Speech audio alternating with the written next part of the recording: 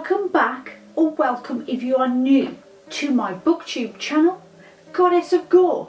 My name is Vix and I like to talk about horror, thriller, sometimes fantasy and occasionally sci-fi books every week. Today I want to open with you my Abominable book packages, and I have two this time because my April package was very late and I didn't get a chance to film, so I thought I would just wait and do both of them together. So let's get on with it.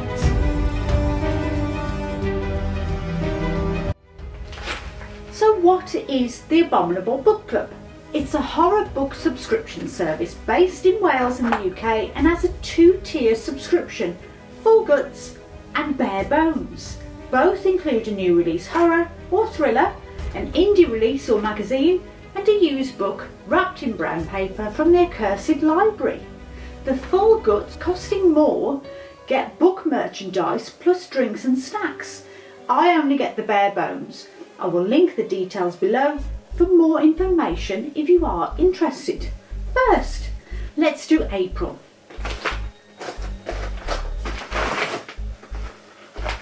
And it seems that again I don't have an explanation leaflet. Are these not a thing anymore? We just have to guess the themes, or is there no theme now? Who knows? I'll be interested to know if the folks getting the Full Guts box, the rich people, get a leaflet. I'll do some snooping on other channels to find out. And nice! Catriona Ward's Sundial. Obviously we get the British cover. I think the pinky purple with the skull cover, I'll pop it up here, is the US cover. So Sundial by Catriona Ward is a book about a mother and daughter. Rob is the mother, worried about Callie, the daughter, who is acting a little strange, collecting small bones and whispering at nothing. And she's got her imaginary friends and she's just not happy about it. So she thinks she'd better take her to the middle of nowhere in the Mojave Desert. That'll sort her right out. That'll straighten out all those lumps and bumps. Rob, good thinking. This is where Rob was brought up, and being back there is bringing back terrible memories and secrets, and soon Callie begins to think that only one of them might survive Sundial. I've heard good and bad things about this book. It's not terrifically long, about 300 pages or so it should be over pretty quick. And there's Terror in the Trench, edited by J. Alexander, a deep sea and horror anthology with 15 terrifying tales.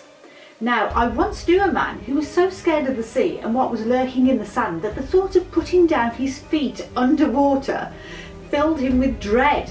I simply must send him a copy of this. And what an amazing cause! All profits go to the Shark Trust, benefiting sharks, skates and rays. A thrilling collection of stories from Laurel Hightower, Kay Hanavan, Joshua Marcella, Thomas Gloom, Mocha Pennington, Nicola Capron, Nikki Arley, Spencer Hamilton, Matthew Stevens, Megan Keekle Anderson, Andrew Cull, Katerina Prater, Hannah Hulbert, Craig Warwork, Jack Harding. I'm hoping for terrible things found at the bottom of the ocean in pitch black, ghostly pirate ships, murderous mermaids and killer fish. Deep sea is a bit like deep space. You just don't know what's down there. It sounds terrifying, brilliant.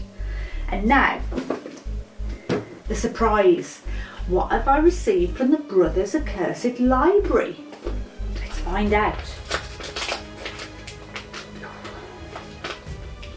So hard to get into. Okay, what have I got? I have got 48 by James Herbert. Wow, okay.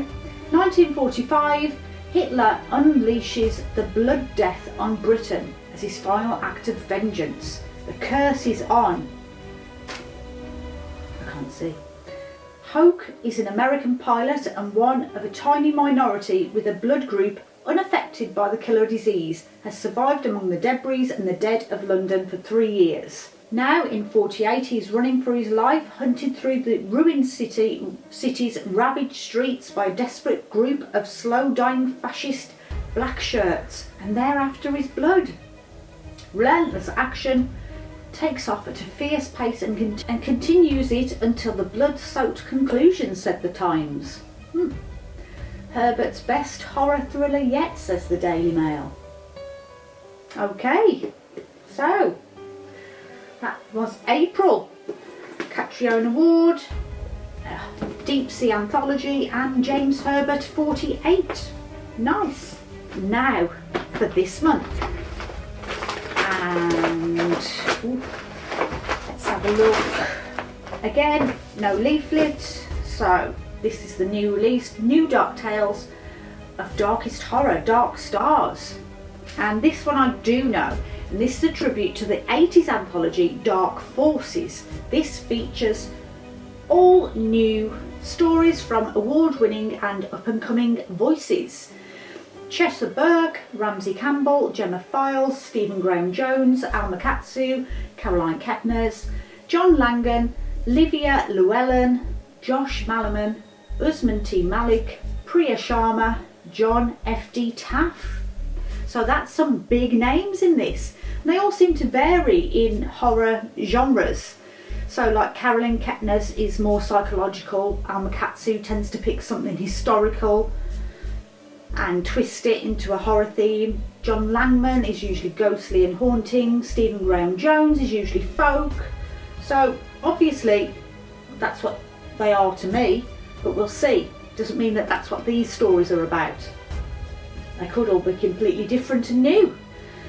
Another brilliant book that I can dip into, and sometimes that's the good thing about short stories. You can read one first thing in the morning or just before bed, and you don't have to remember where you left off last time.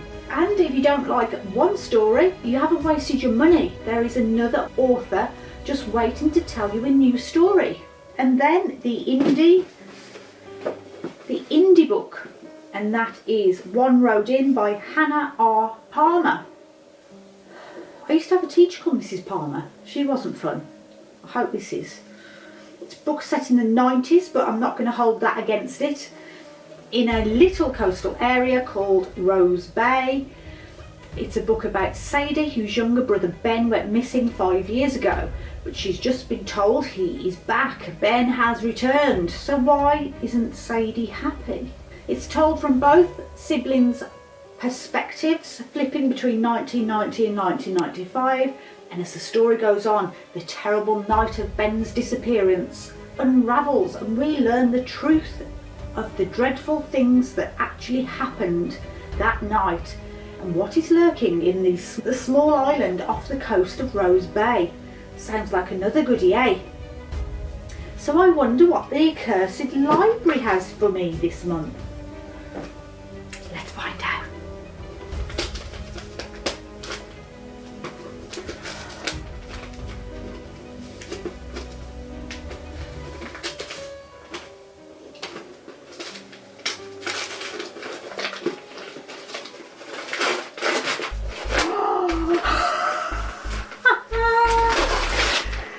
Oh my God, it's a Sean Hudson. Oh God. The Revenge of Frankenstein. I don't have this book. I'm so happy. There is a fine line between obsession and madness, and Frankenstein just stepped across it. Escaping the guillotine, Victor Frankenstein is now posing as Dr. Stein, altruistic patron of the Hospital for the Poor, but in a secret basement laboratory he is harvesting body parts from his helpless patients, using them in his twisted experiments in a bid to create the perfect man. And this time he has help from a would-be pupil. His pupil seeks knowledge, but Frankenstein desires revenge against all those who have tried to stop his terrifying work. The first time he tried, he ended up in bloody mayhem, and now he's determined that nothing will go wrong. He wants revenge, and God help anyone who gets in his way. Yeah, it's a shorty, Sean. I'm so pleased. Wow. Brilliant. So, This is Maze, Dark Stars, One Road In, and The Revenge of Frankenstein. Oh, look at all my books. So that's it. Thank you so much for watching, and as usual, like and subscribe if you want to. As I said, all of the details about Abominable Book Club is listed below, so go and have a look if you're interested.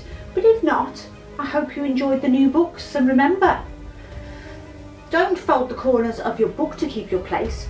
Use a bookmark, not a monster. Until next time, bye bye.